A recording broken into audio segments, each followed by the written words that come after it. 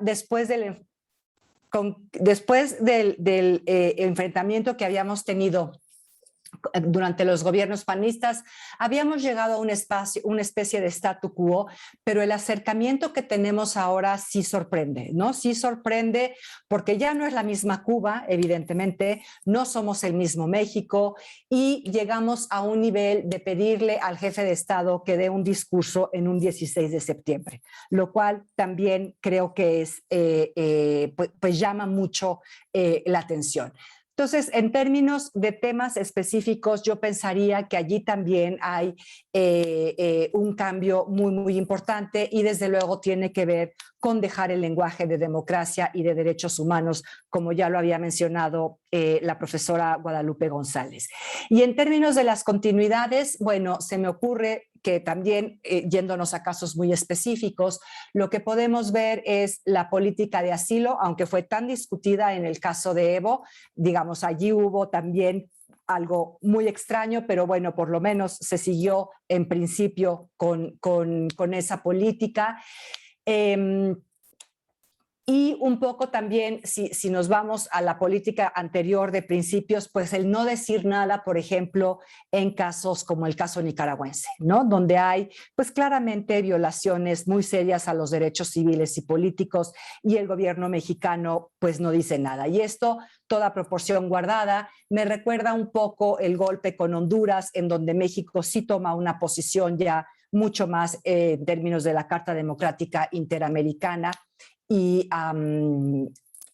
sigue un poco adelante, digamos, con esa política. En el caso nicaragüense, pues lo que tenemos es un silencio muy, muy impresionante, ¿no? Y el último punto que me gustaría tocar es un punto que venimos, no me gusta la palabra arrastrando, pero no encuentro otra mejor ahora, desde los años 80 y que es la gran pregunta de ¿qué hacemos con Centroamérica? ¿Qué hacemos con Centroamérica? Y aquí al inicio del sexenio también pensamos que por fin iba a haber un cambio en términos de vamos a tener un proyecto hacia la región, un proyecto que muchos diplomáticos nos vienen diciendo desde las guerrillas, hay que ver a Centroamérica, hay que tener un proyecto a Centroamérica, nos afecta lo que pasa en Centroamérica. Y nosotros al principio de este sexenio pensamos que en efecto íbamos a tener por fin ese proyecto, que es el proyecto de desarrollo, el plan de desarrollo integral que hizo la CEPAL. Hubo, digamos, una gran presentación del plan, en algún momento se dijo que Estados Unidos iba a contribuir, en otro momento El Salvador estuvo de acuerdo, Guatemala más o menos, Honduras también más o menos, y lo que hemos tenido allí es, digamos, lo que yo diría una recurrencia de lo que siempre pasa, ¿no? Inicia el sexenio con esta idea del gran plan, llámese mecanismo Tuxtla, Plan Puebla-Panamá, Proyecto Mesoamérica, Plan de Desarrollo Integral, y después lo que vemos es un retraimiento o que ese plan finalmente no se concreta. Entonces yo ahí lo que diría es, bueno, es una continuidad en términos de lo que nos pasa cada sexenio, ¿no? Cada inicio de sexenio. Y lo que, bueno, pues tristemente hemos visto es que la política hacia Centroamérica hasta ahora, pues se limita a dos digamos, ámbitos principales. Uno, la contención de los migrantes, como ya bien lo sabemos y como ya bien lo describió Walu. Entonces, ahí tenemos, digamos, como un ámbito de nuestra actuación con Centroamérica y la otra que es la exportación de los programas nacionales, ¿no? Sembrando vida y jóvenes construyendo el futuro. No vemos una coincidencia con el plan Biden, no lo vemos para nada. Cada quien va en distintos patines, por decirlo de alguna manera, aunque en el lenguaje pues se supone que nos apoyamos y que tenemos intereses similares. Y yo, Rafael, allí lo dejaría para dejar más tiempo para la discusión. Muchas gracias. Al contrario, profesora Covarrubias, muchas gracias por su interesante análisis en donde destaca el regreso de ese discurso principista de la política exterior de México que inclusive repercute en el silencio que ha tenido México en algunos casos como el de efectivamente de Nicaragua. Bien, también me da mucho gusto presentar a la profesora Natalia Saltalamaquia. Ella también es una destacada experta en temas de política exterior de México, principalmente hacia América Latina, en temas de derechos humanos. Ella fue la directora del Instituto Matías Romero, así es que tiene mucha experiencia en este tipo de análisis y actualmente es la directora del Departamento de Estudios Internacionales del ITAM. A Natalia me gustaría preguntarle, ¿cuáles son desde tus perspectivas, Natalia, las claves que nos permiten entender la política exterior de Andrés Manuel López Obrador? Pues muchas gracias por la invitación a esta mesa redonda que me honra mucho. Yo quiero compartir con ustedes algunas ideas que de hecho ya he compartido con los colegas, entonces es sobre todo pues con el público que nos está escuchando. Y bueno, pues voy a hacer, digamos, a lo mejor una presentación un poco rápida, telegráfica, para abarcar estas claves de lectura. Creo que, digamos, es difícil entender y todos nos hemos afanado por entender la lógica de un presidente que arrancó diciendo que la mejor política exterior era la política interior y que al escuchar a Walo estoy de acuerdo, en realidad se ha ido construyendo más política exterior de la que pensábamos en el arranque. Pero bueno, en estos 2 años y medio, casi 3, ¿no? Creo que si tuviera que abstraer en lugar de ver cosas, narrar iniciativas puntuales, hablaría de las siguientes premisas básicas, sobre las que creo que el presidente López Obrador basa su política exterior. Primero, que la energía de él como presidente y en general del gobierno debe concentrarse fundamentalmente en la política interior del país, porque, como ya se sabe, él está tratando de generar una gran transformación nacional y eso lleva mucho tiempo.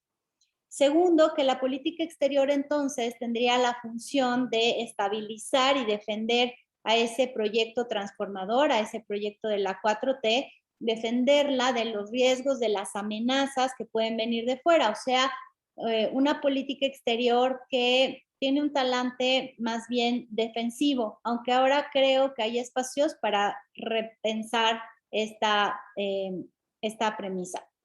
Pero pues creo que sí fueron 2 años y medio donde básicamente se miraba hacia adentro y que lo que se hacía en política exterior siempre era en función de acontecimientos o de necesidades políticas internas. Tercero, que la relación con Estados Unidos debe guiarse por el pragmatismo, o sea, que tiene que orientarse a obtener resultados a partir de costos razonables. No es una política exterior que, como quizá algunos pensaban, está atada a una ideología de izquierda nacionalista, como decía yo, muchos esperaban, pero en ese rango, aunque no esté atada en todas sus vertientes a una ideología de izquierda nacionalista, sí veo que el presidente López Obrador le importa la autonomía política, le otorga un valor al concepto de la autonomía política y que esto lo podemos ver en varias también de sus posiciones. Voy a mencionar algunas más adelante. Y después creo que justo no tenemos diplomacia presidencial porque él todo lo lee en clave interna y entonces la diplomacia presidencial parece ser una tarea muy elitista y él hace de todo siempre símbolos. Entonces creo que López Obrador concibe que asociarse a las grandes mesas internacionales con líderes mundiales y mucho oropel y parafernalia le resta puntos en vez de sumárselos.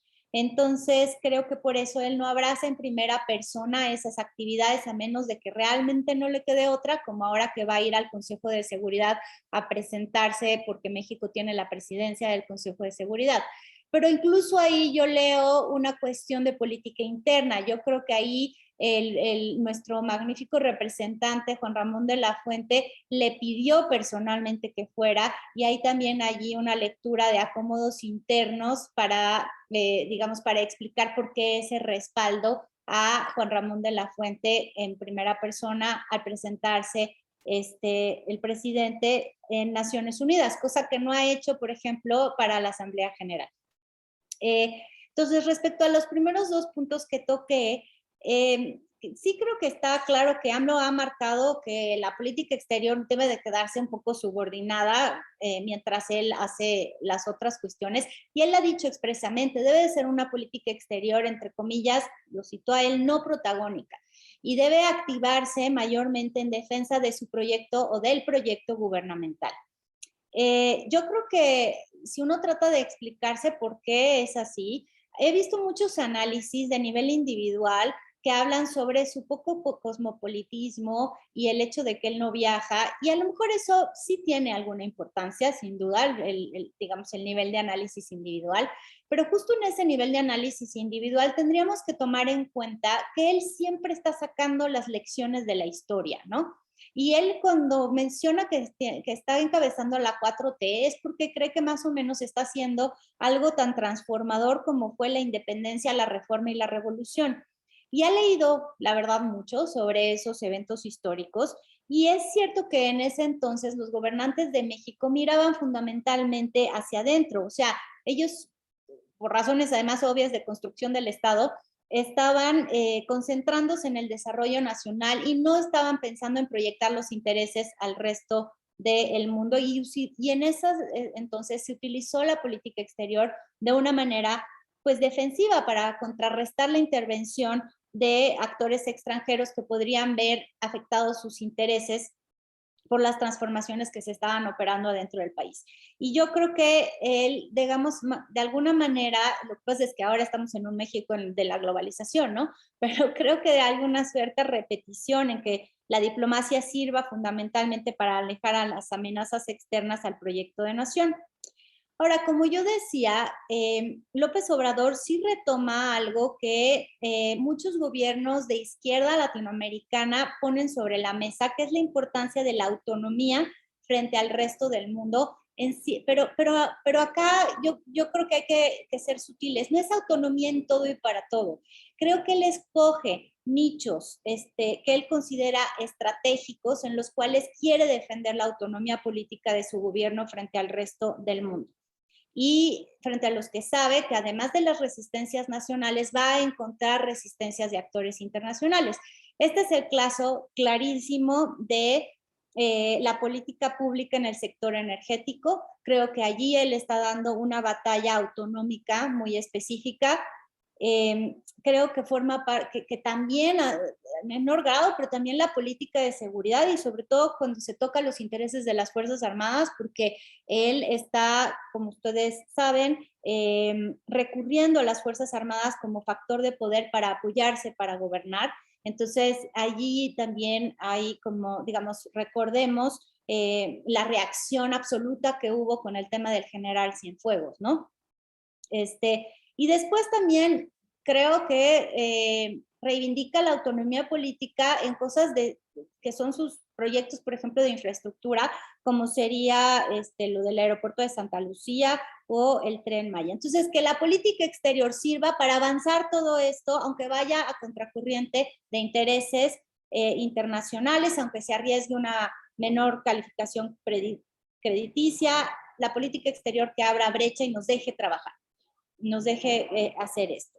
Ahora, yo sí creo que es muy importante decir que creo que él demuestra que es muy consciente de los límites que impone la vecindad con Estados Unidos y que impone la integración económica, la integración demográfica del México que a él le tocó gobernar. Y yo creo que por eso aquí impera el pragmatismo. Nuevamente creo que López Obrador tiene muy claro que Estados Unidos puede descarrilar los objetivos de un gobierno de México si así lo desea. Entonces, además de todo, le tocó el gobierno de Donald Trump, ¿no? En los primeros 2 años, que es el presidente probablemente más difícil de la historia con el cual nos ha tocado lidiar, y que además demostró que sí estaba dispuesto a usar el poder asimétrico de Estados Unidos para obtener todos sus propósitos. Entonces, Andrés Manuel López Obrador respondió en este caso, creo que con prudencia y con pragmatismo. Y los 2 mejores ejemplos son, digamos, frente a la cuestión migratoria, con mayo de 2019 amenazan con aumentar progresivamente los aranceles de nuestras exportaciones a Estados Unidos.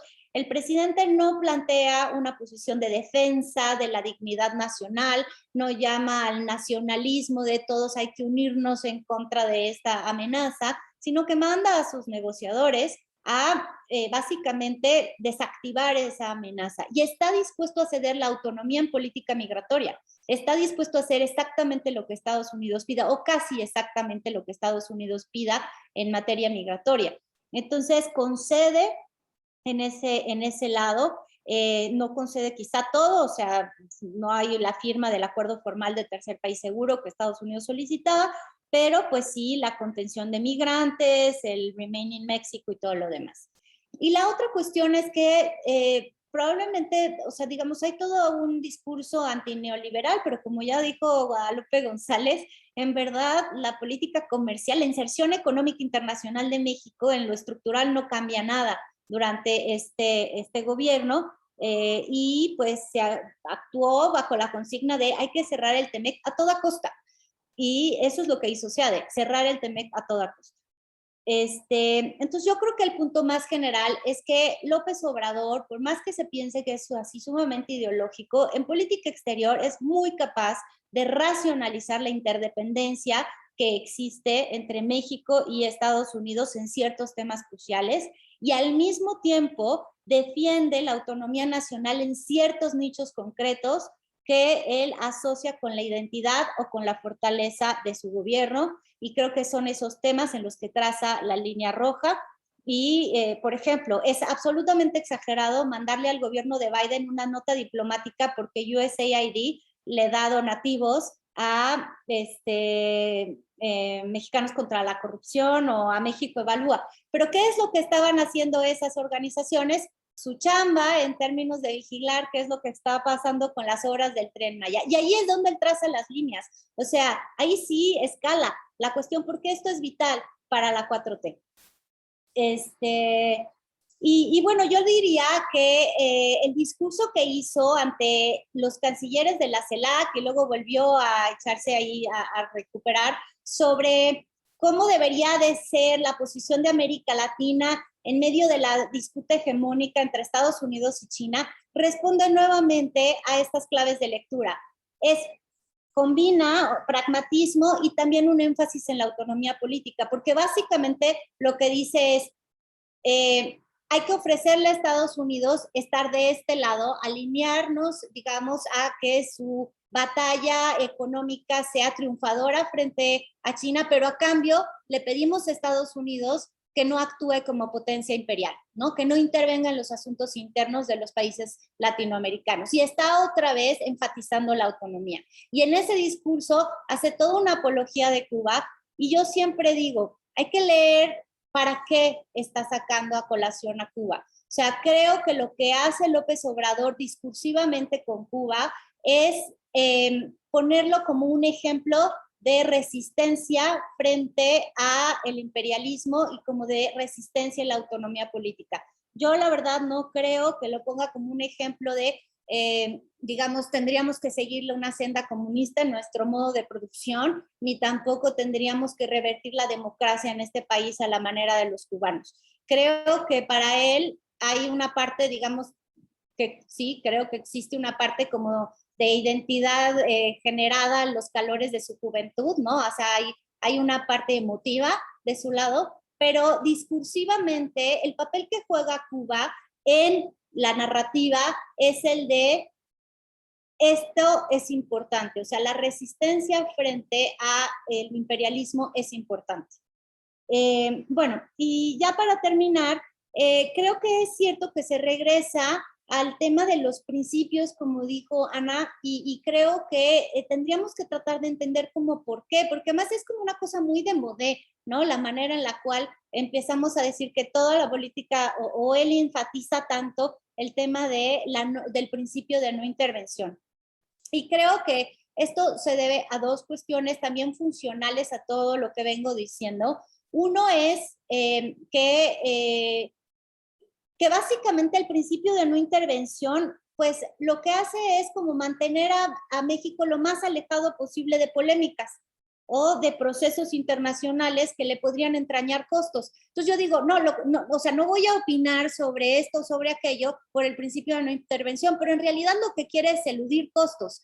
Quiere no involucrarse personalmente haciendo diplomacia presidencial o involucrar a México en cuestiones o en debates que podrían distraer al gobierno de otras tareas más importantes en lugar y que podrían además generar rupturas adentro de su coalición de gobierno, porque en su coalición de gobierno no todo el mundo está de acuerdo de qué hacer con Venezuela, por ejemplo, o qué hacer con Nicaragua. Entonces yo lo que creo es que en la medida en la cual, digamos, posicionarse en esos asuntos distrae, pues lo que hace es decir, no lo hago porque quiero ser respetuoso del principio de una intervención, pero en realidad creo que es más una estrategia de hiding, ¿no? De esconderse que de otra cosa. Y luego también creo que puede ser que esté esta lógica de la lógica priista antigua de, pues si yo no opino, los demás no van a venir a opinar sobre lo que nosotros hacemos al interior del país. Probablemente, a lo mejor espera eso, pero si espera eso, evidentemente ya no funciona así. Los actores internacionales no van a dejar de opinar sobre México porque México no opine sobre el resto del mundo o no se posicione sobre el resto del mundo. Y bueno, finalmente termino diciendo que las veces que sí se involucra directamente en política exterior, creo que tienen que ver solo con América Central y Estados Unidos, porque son cosas que están directamente vinculadas a la política interior de México. Creo que esa es como la clave de lectura. ¿Cómo elige? ¿No? Elige, entonces creo que eso es importante observarlo. Y luego también quizá cuando le dé algún rédito político. Entonces, por ejemplo, el nuevo enemigo público número 1 es España, porque no puede ser Estados Unidos, por las razones que ya mencioné. Entonces, no hay una estrategia de antagonismo abierto con Estados Unidos porque no interesa por motivos pragmáticos, pero como que en la política de contraposición amigo-enemigo, de repente sale más barato que sea el gobierno de España, aunque la verdad no baratísimo, porque la relación con España pues también es muy importante y no solo desde el punto de vista cultural, etcétera, sino desde un punto de vista también netamente económico. Bueno, y yo lo dejo allí. Muchas gracias, Rafael. No, al contrario, muchas gracias a ti, Natalia, por aportar estas claves de lectura para entender la política exterior de López Obrador. Quisiera enfatizar estos elementos que propones, como por ejemplo el nivel de análisis individual, el vínculo entre la política externa y política interna, esta combinación de una política exterior pragmática con una política exterior principista, y el último elemento que aportas sobre esta política que se concentra principalmente hacia Estados Unidos y hacia Centroamérica.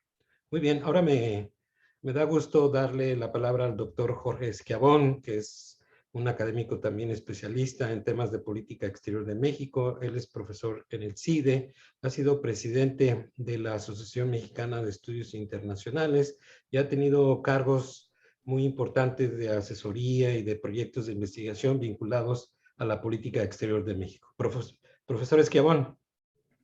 Muchísimas gracias, Rafa. Me da un gusto gigantesco compartir este panel con los máximos expertos en política exterior de este país.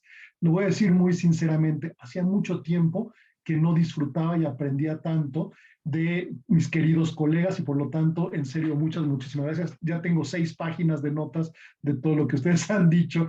Pero eso tiene la parte positiva de que he aprendido mucho y tiene la parte negativa de que me dejan muy poco que decir, porque ya han hecho un análisis tan profundo y de tanta calidad que lo que voy a intentar es concentrar mis comentarios sobre los procesos de cambio y continuidad en la política exterior de la administración del presidente López Obrador en 3 ámbitos fundamentales.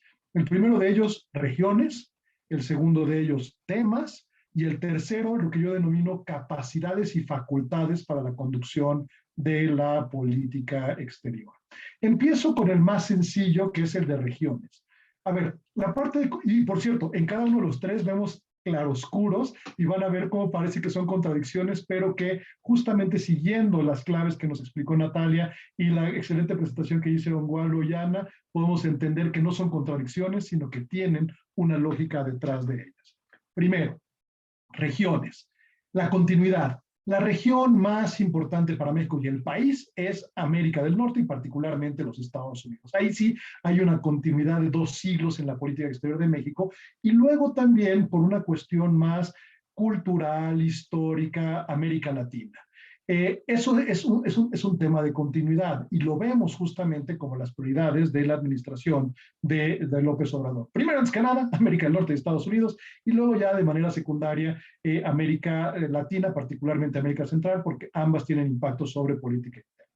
Donde sí vemos un cambio es que México históricamente lo que buscaba con las relaciones a las otras regiones del mundo, particularmente Europa y Asia-Pacífico, tristemente África, Medio Oriente son sustantivamente menos importantes o Asia Central, pero sí cuando vemos el caso europeo y el caso de Asia-Pacífico, se veían como espacios de diversificación de la política exterior de México y ahí México buscaba tener un activismo limitado justamente para poder balancear, digamos, la relación con los Estados Unidos o, digamos, con el continente americano.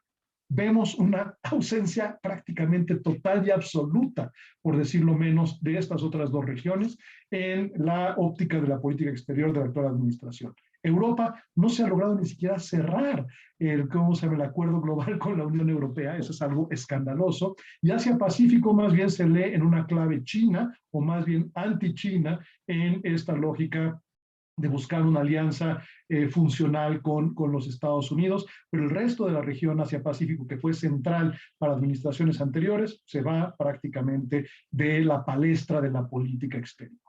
Eso con respecto a región, bueno, y en el ámbito multilateral, que finalmente, aunque no es una región, estos son los ámbitos de la conducción de la política exterior de México, realmente vemos a un México muy ausente en temas de organismos multilaterales internacionales y regionales, con la excepción, muy probablemente, de Naciones Unidas por tener finalmente un asiento no permanente dentro del Consejo de Seguridad de Naciones Unidas, aunque con una diplomacia que Ana Covarrubias y yo hemos llamado de nicho, es decir, escogiendo temas muy chiquititos al interior del Consejo de Seguridad para avanzarlos, como puede ser la diplomacia de los insumos médicos, de las vacunas, la defensa del tercer mundo en este sentido, pero realmente no con acciones que generen un cambio real o radical en la participación de México en estos organismos o en la codificación del derecho internacional, cosa que antes sí veíamos de manera mucho más activa. Entonces, tema número 1, regiones. Asunto número 2, los temas de la política exterior de México. Coincido total y absolutamente que en buena medida son los temas, digamos, históricos más relevantes, que son el tema de economía política internacional. Pero aquí nuevamente hay continuidad y cambio. Hay continuidad en la parte de comercio internacional y en buena medida en la búsqueda de mercados para las exportaciones mexicanas, especialmente dentro de América del Norte. Pero aquí hicimos un cambio desde mi punto de vista muy importante, que es en el tema de la atracción de la inversión extranjera directa hacia el país. Y aquí sí se ve una reducción dramática en el interés y en las capacidades al grado de, y vamos a entrar al tema de facultades un poquito más adelante, de la desaparición de la principal instancia de promoción económica internacional de México, que es ProMéxico. O sea, ¿cómo vamos a traer inversión extranjera al país si no tienes una agencia del gobierno mexicano específicamente dedicada a estas funciones? Entonces, en la parte de economía internacional vemos claroscuros, se da la continuidad en el tema comercial, pero vemos un cambio importante en el tema de recursos financieros. El tema de migración. El tema de migración es central y ha sido históricamente importante y justamente adquiere relevancia porque México está en el centro, en el corazón del sistema migratorio meso-norteamericano, donde finalmente Estados Unidos y Canadá, pero fundamentalmente Estados Unidos, funcionan como países receptores y fundamentalmente América Central, el Caribe occidental, pero el Caribe, funcionan como países expulsores. Y México está en la mitad de todo eso.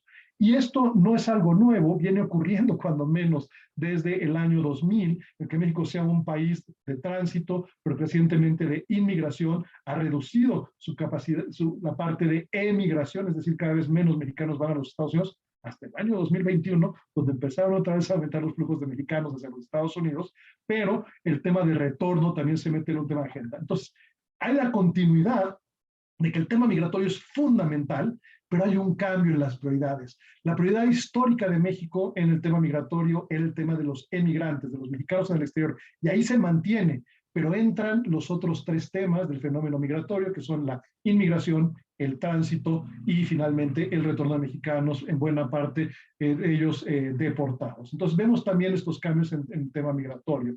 Ahora, donde sí vemos un cambio radical, y ya lo adelantaron tanto Natalia como Walu como Ana, es en el tema de derechos humanos y democracia.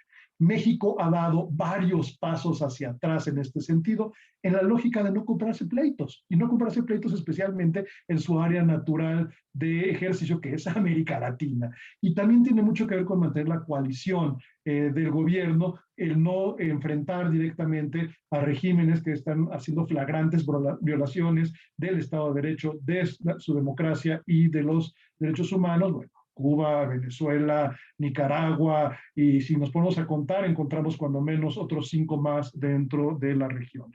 Y otro tema donde sí vemos un cambio radical es el tema energético. Es decir, México sí tenía una agenda, cuando menos desde la administración Calderón, que se mantiene y se profundiza con la administración Peña Nieto, de la búsqueda de una transformación del sector energético en México hacia la apertura, es decir, hacia vengan más inversiones y todas las que quieran, pero también hacia energías más limpias, es decir, privilegiando el cambio verde hacia energías renovables. Bueno, lo que vemos ahora es exactamente ya no dar un paso para atrás, es dar un triple salto mortal hacia atrás en el tema de energía, pero que va automáticamente de la mano con el tema de medio ambiente.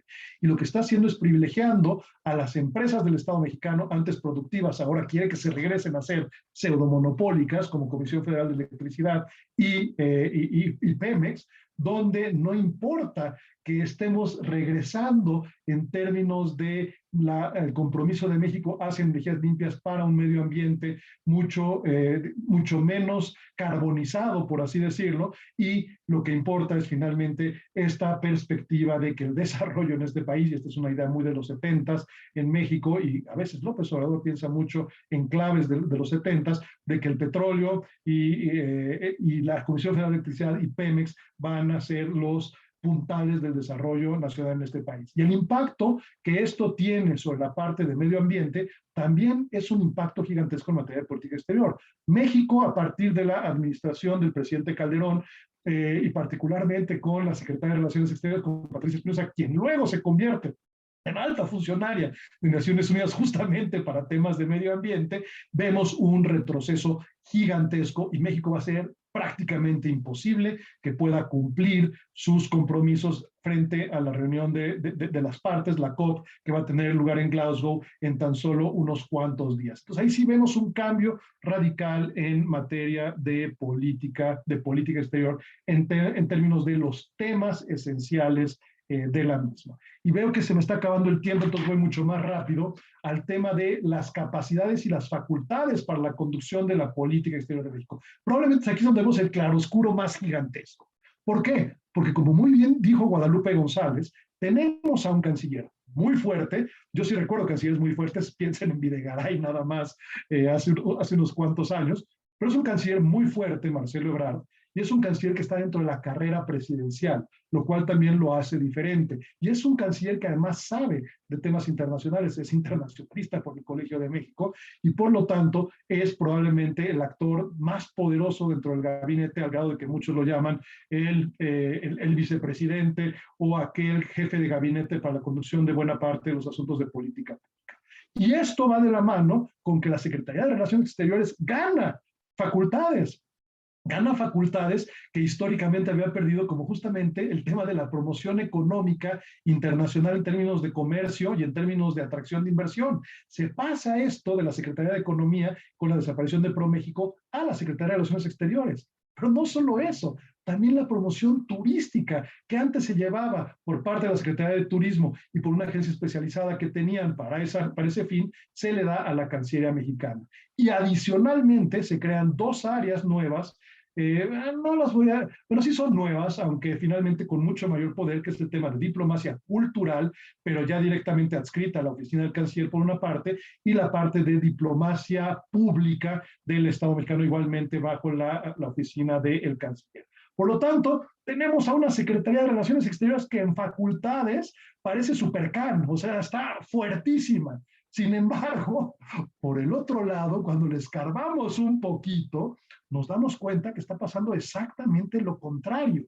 Es decir, una Cancillería que se ve fortalecida en facultades se ve debilitada terriblemente en capacidades. ¿Y a qué me refiero en ese sentido? Veamos simple y llanamente el presupuesto de la Cancillería mexicana. Aun cuando ya había habido una reducción importante del presupuesto en el curso de los últimos 10 años, de 13% en términos reales en la Cancillería, en solo los 2 primeros años de López Obrador, y sumamos este tercero, probablemente sea un poquito más, ha habido una reducción adicional de otro 14% en el presupuesto de la Cancillería. Por lo tanto, no hay dinero.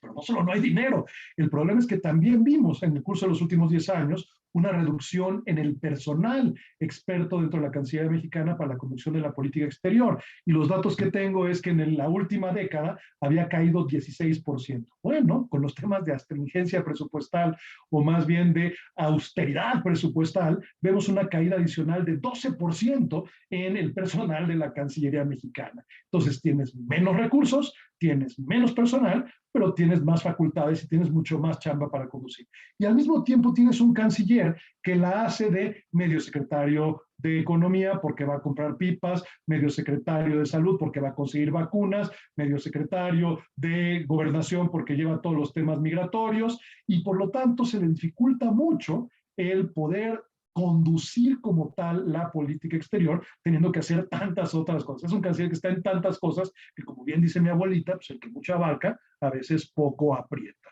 Y finalmente, un tema que es, desde mi punto de vista, altamente preocupante, y es lo que yo llamo la desprofesionalización de la política exterior de México. Lo que vemos de manera creciente es el nombramiento de titulares, es decir, de embajadores y cónsules de México en el exterior, de carácter político. Y por cierto, yo no estoy en contra del nombramiento de gente política si los políticos son buenos políticos y saben conducir las relaciones internacionales de México. Hemos tenido espectaculares nombramientos políticos en el exterior o de grandes figuras literarias. El problema es que los nombramientos que estamos viendo no es de gente que necesariamente tenga todas las capacidades y toda la profesionalización para la conducción de la política exterior. Es la viuda de un amigo, es el esposo de una compañera de partido, es un ex gobernador, es etcétera, etcétera. En pocas palabras, estamos sacando a los mejores diplomáticos mexicanos de carrera, formados tras décadas de un servicio exterior que es excepcional en el sentido de la conducción de la política exterior, que los estás haciendo de lado y al mismo tiempo estás haciendo estos nombramientos de personas que, desde mi punto de vista, no cuentan ni con el conocimiento, ni con la experiencia, y a veces, muchas veces, ni con el protocolo para la conducción de la política exterior. Por lo tanto, cambios y continuidades, muchos de ellos en claroscuros, si los vemos por regiones, por temas o aún por capacidades y facultades dentro de la política exterior de México en la Secretaría de Relaciones Exteriores. Muchísimas gracias. Al contrario, profesor Schiavone, muchas gracias a usted por hacer esta evaluación de estos primeros años de política exterior de López Obrador a través de 3 categorías que son las regiones, los temas y las capacidades y las facultades. Bien, ahora me da gusto darle la palabra al profesor Jorge Chabat, que también es un destacado experto en el análisis de la política exterior de México. Actualmente es profesor en la Universidad de Guadalajara, pero tiene una obra muy amplia sobre libros y artículos sobre la temática. Profesor Chabat, adelante. Sí, gracias. ¿Se ve la pantalla que estoy compartiendo ya? Sí, sí se ve. Muy bien. Bueno, gracias. Mira, yo había preparado una presentación que es la base de un texto que estoy trabajando sobre populismo y política exterior, básicamente con la pregunta de si las relaciones internacionales de México bajo López Obrador es una política populista o no. No voy a tardar más de 10 minutos. Bueno, primero voy a mencionar rápidamente lo que hay. Son características de un gobierno populista. Hay 80,000 definiciones, créanme que me he leído un montón. Más o menos hay consenso. Esta es una lista que viene en producto de un congreso que hubo en la London School of Economics en 67, que es el congreso pionero sobre populismo, donde están Germani, Itayonescu, Isaiah Berlin, y bueno, en fin, que salió un libro clásico sobre el tema. Básicamente lo que plantea esta lista que salió de este congreso es que hay una idealización del pueblo, un primitivismo, es futuro, es un pasado arcaico mejorado, un estatismo, la intervención del Estado está justificada si es para restaurar la salud de la sociedad, pero aunque es estatista, el populismo es más social, perdón, la sociedad existe antes que el Estado y este es un instrumento de la sociedad. El populismo es personalista, expresa la creencia en un hombre integral y puro, si esto le suena, en fin. Es xenofóbico, rechaza la división del trabajo, la diferenciación social avanzada, la diferenciación ocupacional o multiplicación de roles sociales, es antimilitarista pero no pacifista, prefiere la inflación, el crédito fácil, reforma las tasas de cambio más que la planeación económica y está en contra de la competencia, también si le suena, pues hay algo de eso. Cree en las conspiraciones, tiene sueños apocalípticos, eso incluye los sueños de un redentor populista, un tipo particular de aire populista o una especie de Rousseau. Cree en la espontaneidad, el hombre integral era una masa espontánea de virtud inmediata y no instruida, o sea, o como Rousseau dice, la sociedad es lo que los echa a perder. Tiene una afiliación con la religión, es antielitista, pero inspirado frecuentemente por una élite y está preparado para usar una élite en la destrucción de una situación elitista. Bueno, ahí está la fuente, un artículo que se lo recomiendo, clásico, como 60 páginas, pero bueno, muy bien. Ahora, con base en eso, ¿qué tanto se puede hablar de una política exterior populista? La verdad, la literatura que he revisado dicen que el problema con el populismo es que es más un estilo de gobierno que una ideología como tal. Entonces es un poco muy complicado decir que hay una política populista como tal. De hecho, hay gobiernos populistas de izquierda y derecha y sus políticas exteriores tienen contenidos diferentes. Sin embargo, lo que yo creo que sí es importante para entender la política exterior de López Obrador es que los populistas son en general antiliberales y dado el peso que tiene la figura del líder, sus políticas exteriores tienden a reflejar más las preocupaciones del líder que los intereses nacionales del país. Al mismo tiempo, al idealizar el pasado, tienden a desarrollar una política exterior basada en un pasado histórico y en la búsqueda de una utopía ancestral. Ese es, digamos, algo que es clave en nuestros populismos y que creo que ayudaría a entender un poco la política exterior de López Obrador. Como ya se señaló, a pesar de que López Obrador ha dicho en muchas ocasiones que la mejor política exterior es la política interna, lo cierto es que ya a estas alturas del sexenio ya hay ciertos rasgos de lo que es su política exterior o su no política exterior. La política exterior de AMLO empata muy con la idea que él tiene muy arraigada de regresar a un pasado glorioso. En la retórica, esta política exterior es una mezcla de la política exterior de Juárez con Cárdenas, con López Mateos, con Echeverría, y si investigan un poco más hasta con López Portillo. En la práctica, lo que yo creo que busca López Obrador es reeditar la política exterior de los 60s y 70s del siglo pasado. Por eso el regreso a los principios tradicionales. Eso es lo que a él le gusta, ese es el México con el cual se siente identificado, un México donde el Estado tiene el control de los recursos naturales, controla la electricidad, los teléfonos, el petróleo, todo. Sí, ahora, la política de los 60, si nos acordamos, tenía también una independencia retórica de Estados Unidos. Había este juego, por eso el apoyo a Cuba. Y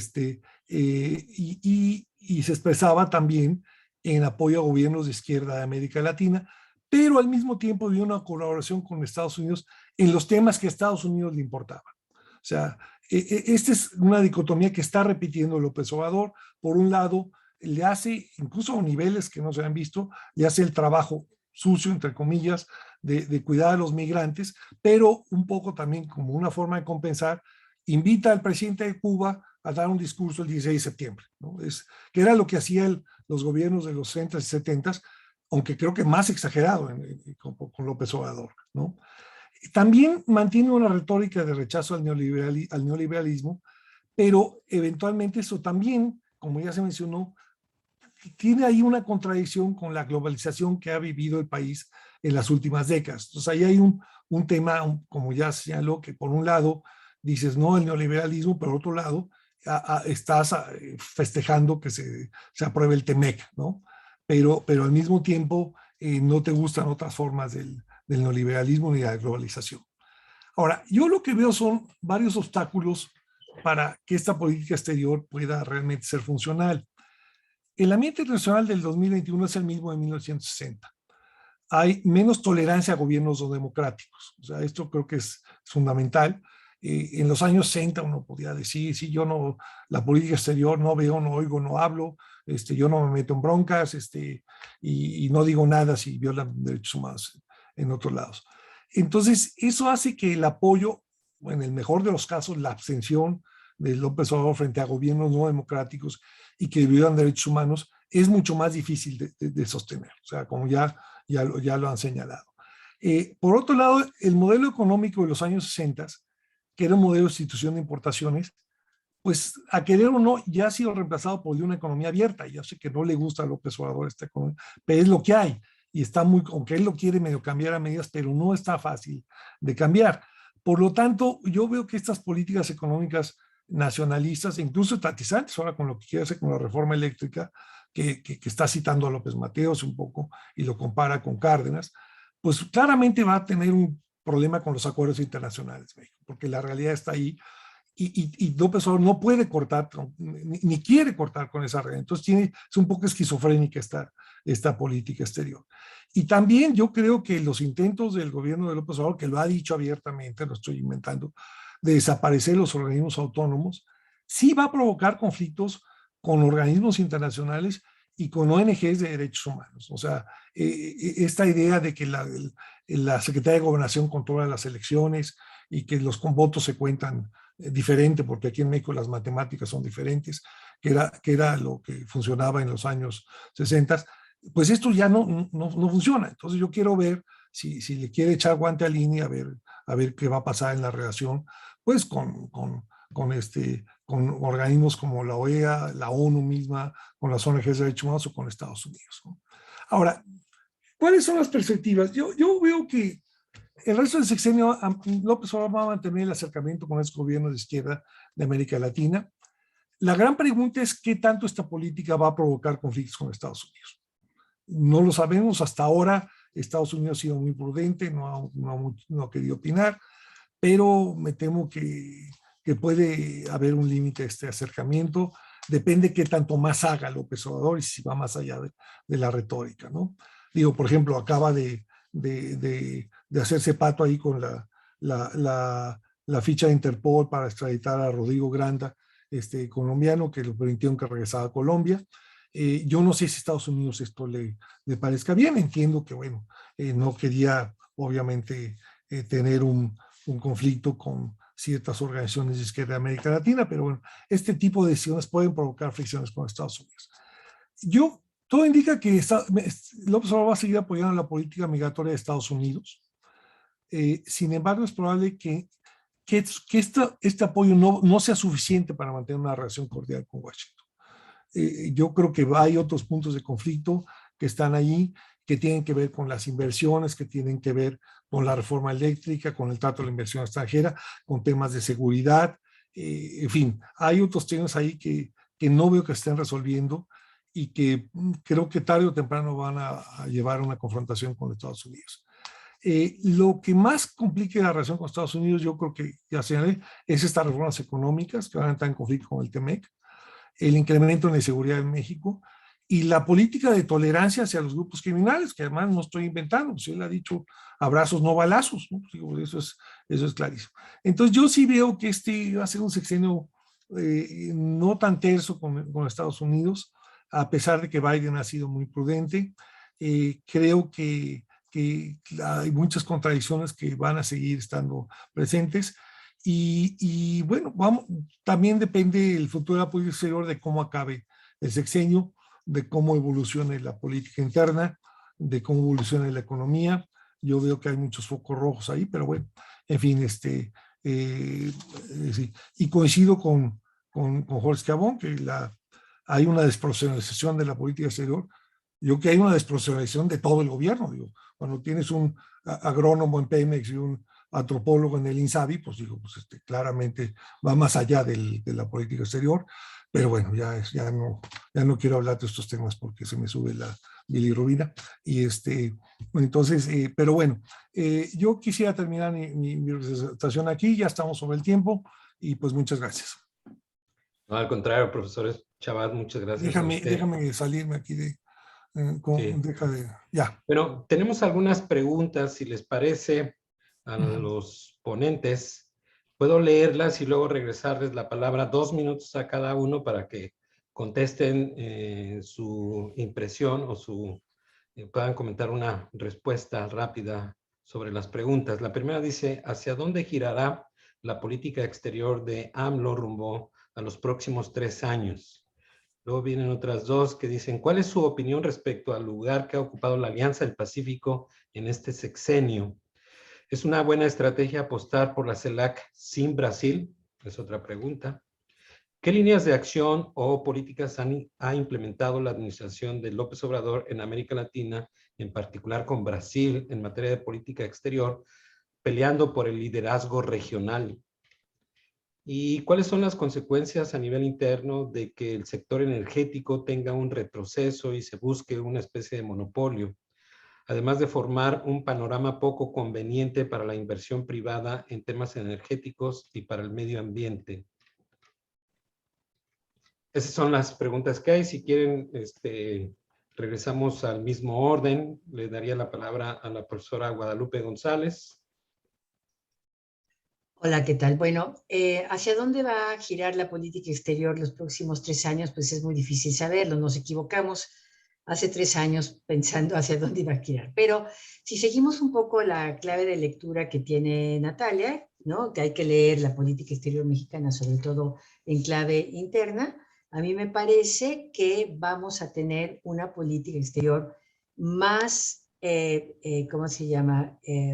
Protagónica y más politizada, muy probablemente, hasta el punto o hasta el momento en el que se tope con los límites, ¿no? ¿Cuáles son esos límites posibles que va a enfrentar? Uno, ya los mencionó Jorge, a lo mejor, digamos, una tensión con Estados Unidos. Hasta ahorita no la veo, al menos en el horizonte de la administración Biden, porque la administración Biden es una administración sumamente débil y se está jugando muchísimas cosas, por lo que prefiere no pelearse con México, está metida en sus cosas, entonces no creo que eso vaya a operar muy rápidamente, ¿no?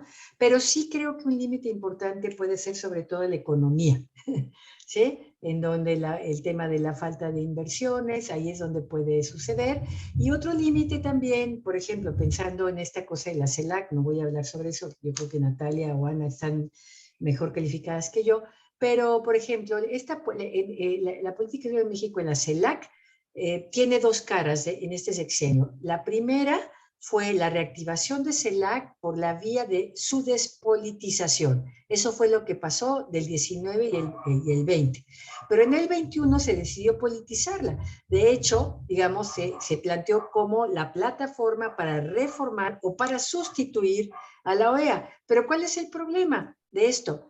Primero, que México no tiene seguidores. Incluso si uno ve quienes vinieron a la reunión, los países del Caribe, solamente 3 mandaron a jefes de Estado, y que serían los que uno esperaría que fueran los más seguidores, ¿no? Bueno, obviamente Brasil pues simplemente decidió no venir, está en otra cosa. Pero quizás la limitación más importante pues es que los que son sus seguidores o sus aliados están en una situación de extrema debilidad, empezando por Argentina. Entonces, ¿qué tanto puede volar esa política? ¿No? Pues poco. Pero el incentivo de politizarla y protagónica va a estar, desde mi punto de vista, correlacionado con los procesos electorales en México, que ya empezaron, ¿no? Ya estamos todos esperando a ver qué pasa en 2024. Muchas gracias, profesora González. Doctora Ana Covarrubias. Muchas gracias, Rafael. Bueno, yo en términos de a dónde girará la política exterior, en efecto coincido con Walu y lo resumiría de esta manera. La continuidad que yo esperaría de aquí a 3 años es lo que hemos visto hasta ahora, evitar que la relación con Estados Unidos interfiera en el proyecto interno. Entonces, tener una relación con Estados Unidos y el resto de política exterior. Dividamos, como quien dice, la política exterior en dos. Una es mi relación con Estados Unidos, que es muy importante y que yo creo que López Obrador va a seguir tratando de evitar el enfrentamiento abierto lo más que se pueda y tratando de sacarlo de la discusión interna y del proyecto interno, y el resto será política exterior. Y ese resto de política exterior pues dependerá de muchas variables que no conocemos, que no podemos controlar, como es, por ejemplo, pues la evolución de América Latina, qué va a pasar en Nicaragua, qué va a pasar en Venezuela, qué va a pasar en Cuba, en el mismo Brasil, con un signo distinto, ¿no? También Brasil no está, digamos, en jauja, ni mucho menos. Entonces, allí creo que es muy difícil decir la política, por dónde seguirá la política exterior de México hacia América Latina. Me parece bastante difícil apostar por algo. Yo por lo único que apostaría es por esa continuidad, Estados Unidos, que no se meta, evitemos el enfrentamiento y sigamos por otro lado. A la Alianza del Pacífico en este sexenio, bueno, creo que es una de las continuidades.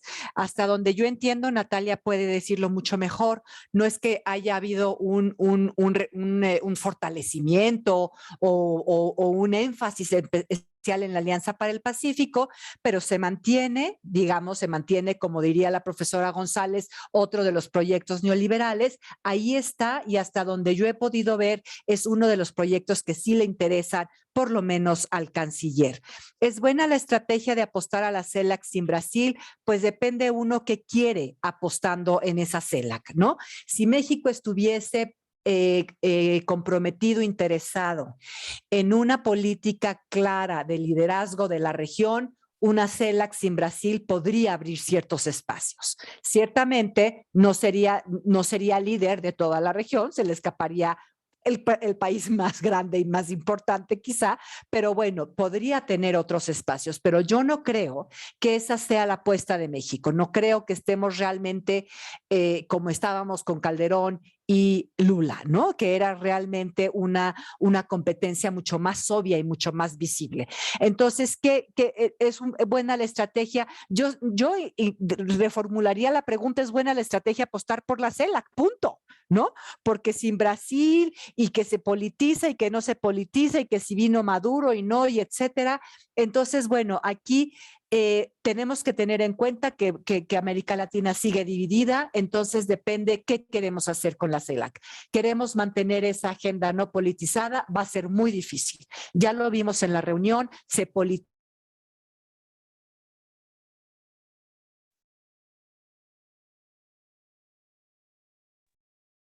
Parece que hay un problema con el internet de la profesora Covarrubias. Quedó Sí, congelado se su congeló. imagen. Bueno, como ya estamos un poquito sobre el tiempo, le daría la palabra a la profesora Natalia Saltalamaquia. Ana, ¿estás ahí? Tienes No apagado tu micrófono. Perdón, me sacó por alguna razón. Entonces, bueno, allí lo dejo para que los demás puedan hablar. Gracias. No, gracias a usted, profesora Covarrubias. Adelante, profesora Natalia Saltalamaquia, por favor. Gracias. Bueno, yo creo que México no pelea con Brasil por el liderazgo regional simplemente porque Brasil no presenta ningún liderazgo regional. Es decir, una de las características más conspicuas de la política exterior del gobierno de Bolsonaro es el redireccionamiento de la política exterior de Brasil lejos de Sudamérica.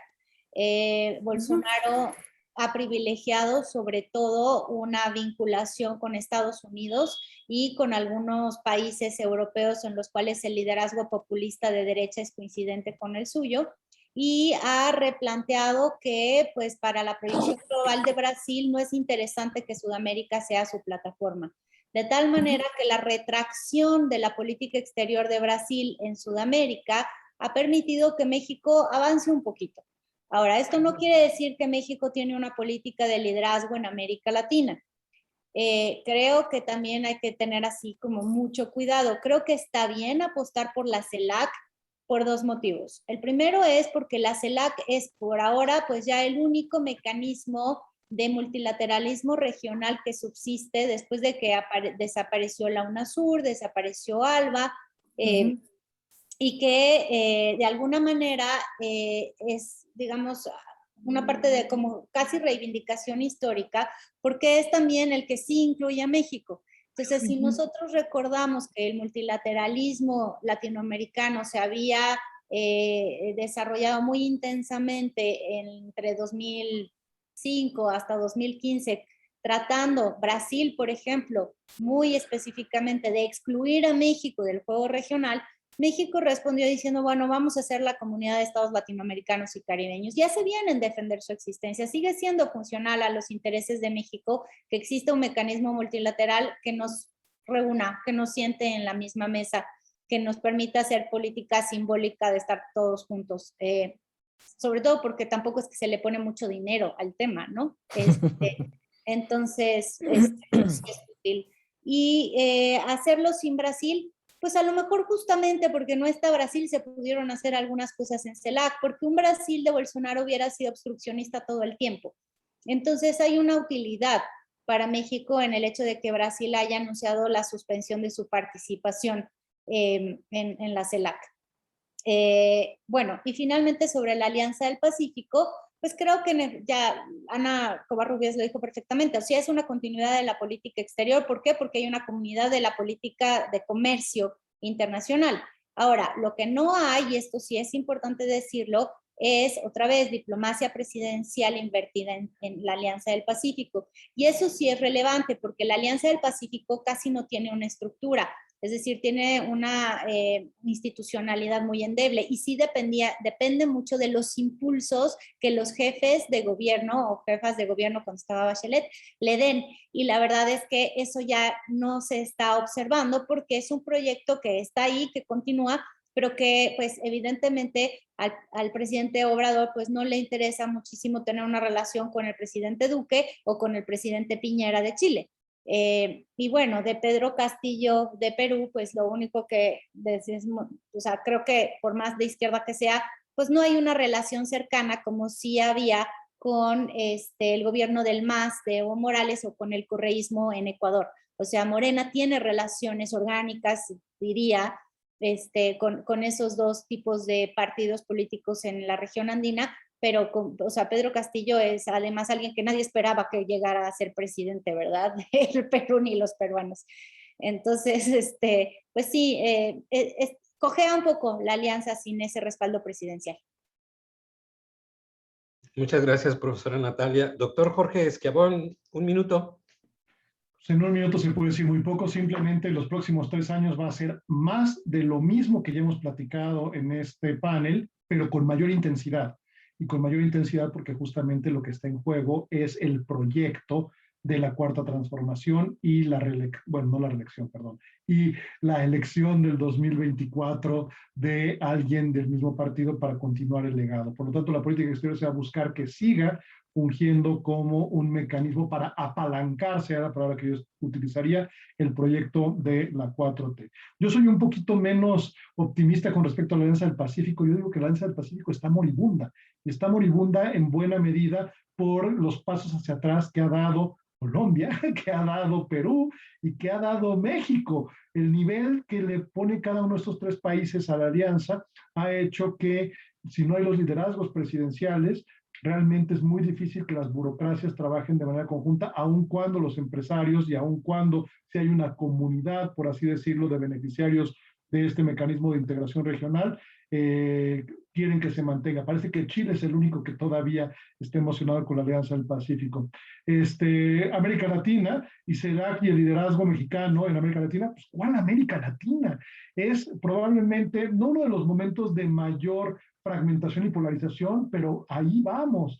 No hay una América Latina, hay muchísimas Américas Latinas, pero crecientemente separadas y crecientemente fragmentadas y crecientemente polarizadas. Por lo tanto, es muy difícil llevar a cabo un liderazgo, y la reunión de CELAC justamente fue el mejor ejemplo donde es imposible ser líder cuando las diferencias son tan gigantescas. Y finalmente la pregunta del sector energético, pues va a haber una reducción importante de inversiones en México, va a haber demandas al por mayor en contra de la ley en caso de que pase la reforma constitucional, va a haber muy probablemente mucho menor competencia, por lo tanto menos eficiencia, por lo tanto mayores precios, y algo que que pocos saben, pero los expertos siempre lo dicen, va a haber una economía verde hacia el futuro para temas de comercio internacional. Por lo tanto, si tú produces tus productos de exportación con con energía sucia, te pueden poner aranceles adicionales. Ahí sí vamos a tener que recular.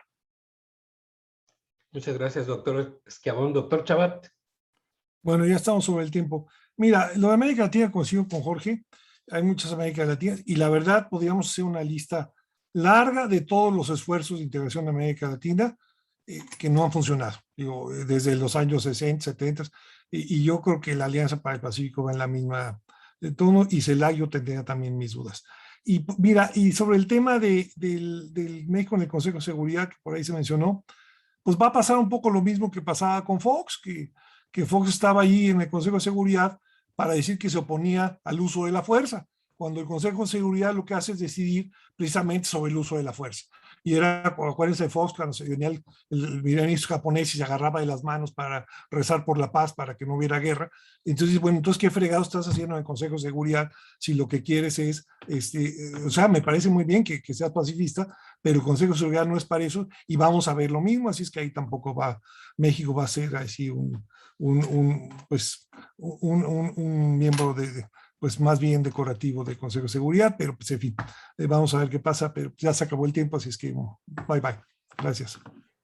Bien, pues no tengo ninguna duda de que este ha sido un excelente panel de análisis de los primeros años de la política exterior de Andrés Manuel López Obrador. Sin embargo, el tiempo pues se nos ha terminado. No me resta más que agradecerles a los 5 participantes en este panel por sus destacados análisis y pues también agradecemos a todos los que nos acompañaron en este panel en el marco del Congreso de la Asociación Mexicana de Estudios Internacionales y los invitamos a continuar asistiendo a las salas, a las diferentes salas para que puedan presenciar las diferentes mesas en este Congreso. Muchas gracias. Gracias. Bye. Hasta luego, saludos a todos. Los quiero y los extraño. Y vas a ir hermoso en Gracias, volumen saludos a especial de Foro todos. Internacional. Te busco, Natalia, porque ya sé exactamente cuál es el capítulo que debes de escribir tú. Ah, ok, fantástico, hablemos. Adiós. Que les vaya bien. Suerte. Bye. Luego. Muchas gracias. Bye. Bueno, ¿cómo se sale uno aquí?